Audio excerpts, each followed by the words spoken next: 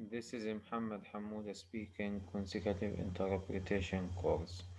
Actually, in this chapter, digitally assisted consecutive, we are going to talk about certain tools or certain technological tools that can be used in consecutive interpretation. Actually, this is very short chapter. The first technique is simultaneous consecutive. To talk about this technique, first of all, we are going to differentiate between simultaneous interpretation and consecutive interpretation. In the introductory lecture, we have talked about simultaneous translation as interpretation without any kind of pausing, only listening to the main speaker or to the original speaker and interpret at the same time without any kind of pausing at all. But in consecutive interpretation, we listen, or the interpreter or the original speaker speaks, then he stops, the interpreter interprets what has just been said. So there is a kind of pausing. Now, uh, now simultaneous consecutive takes or involves some features of simultaneous translation, interpretation, and other features of consecutive interpretations. How? First of all, the main speaker speaks, the translator or the interpreter uses a recording or to record the audio, to record the speaker, what is to record what has just been said. Then the interpreter listens when the original speaker stops. The interpreter listens to the speech through or by the recording and interprets what he is listening from the recording. So the two features are involved. Two features of simultaneous interpretation and consecutive interpretation involved. The speaker stops, so there is some kind of pausing. This is a feature of consecutive interpretation, but at the same time, the original, but but at the same time, the interpreter listens by a recording and interprets the recording of the speaker of the speech simultaneously without pausing. So this is simultaneous translation. Actually, it is known as simconsec. Simconsec. Sim stands for simultaneous. Consec stands for consecutive. So this technique is very useful technique and recently it has been used. Now simultaneous consecutive with analog notes. Actually, in simultaneous consecutive, we or the interpreter only needs to take a fewer number of notes, a limited number of notes. Why? Because he listens, as I said, he listens to a recording of the speech or the recording of the speech again. So he listens to the speech twice, the original one and the recording of the speech. No need to take a lot of notes, only he can take notes of certain names of persons or certain numbers included in the speech. Okay, now simultaneous consecutive with digital pens. Actually, certain type of pens or digital pens can be used with special type of paper. So, digital pens and special types of paper are used to take notes. This when they are used, there is some kind of association between the recording with the note taken at that time. How? Suppose that I am using a digital pen and a special type of paper. When I take note uh, of a certain idea included in the speech, thus when I listen or I can return back to this note, and not only to this note, when I return back to this note, I am not returning back to this note only, but also to the recording of this note. So I can listen not to the whole speech, not to the whole speech, but only I listen to the parts that I have taken notes in at that time. Okay, and thus listen to the recording only specific parts of the source speech, not to the whole part. No need to, as I said. The second one, rewind certain fragments, listening to specific parts again a third time. So no need to repeat or to interpret the repetitions and redundancies in the original speech. I only take notes, or the interpreter only take notes for the main ideas included in the speech, and he returns back to these ideas or to the recordings of these ideas. No need to listen to the whole speech or to interpret the whole speech. The third one, look at or look up terms in glossaries. There is, as we said, we can use certain or pre-existing glossaries, and when we come across a certain word which that interpreter doesn't know or forgets, generally he can return back immediately to the glossary or to the pre-existing glossary and pick up the translation of this vocabulary. Okay.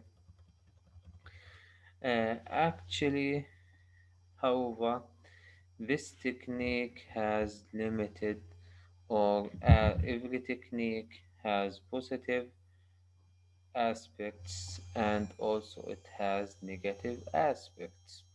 Now, regarding the negative aspects, the positive aspects facilitates the process of interpretation and makes the process of interpretation easier. But regarding the negative aspects, it have it has a negative impact on the communicative part or consecutive performance. Actually, the consecutive interpreter usually makes or keeps an eye contact with the audience. Now, in consecutive interpretation, because he listens to a recording, this kind of eye contact is reduced. Not keeping, he cannot keep an eye contact all the time with the audience, so the communicative part of the consecutive performance is reduced. Okay, so it seems that he is interpret simultaneously rather than looking at the audience or keeping an eye contact with the audience.